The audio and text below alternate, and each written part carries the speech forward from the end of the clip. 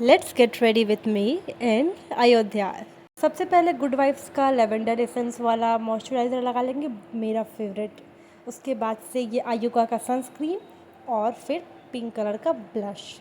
Obviously ये मेरा favourite है, सो इसलिए सनस्क्रीन ज़्यादा इसलिए लगाया क्योंकि यहाँ बहुत धूप है। आपने मेरे प्रीवियस वाले व्लॉग में देखा होगा, मिनी व्लॉग में। फिर मस्करा और ये मेरी मैव्यू कलर की बहुत फेवरेट लिपस्टिक लगाई। मैंने ये लेवेंडर कलर की बांधनी प्रिंट वाली कुर्ती पहनी हुई थी, अनारकली कुर्ती बेसिकली।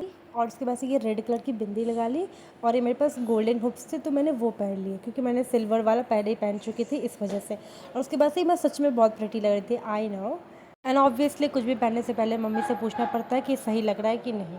मम्मी ने बोला अच्छा लग रहा है और ये रहा मेरा फाइनल लुक। मैं उस टाइम चॉकलेट खा रही थी और मैं सच में मतलब आप ड्रेस वगैरह देखो, मैंने बहुत कंफर्टेबल ड्रेस पहना था क्योंकि गर्मी बहुत ज़्यादा हो रही थी और जाहिर सा बात है कि चलना भी था।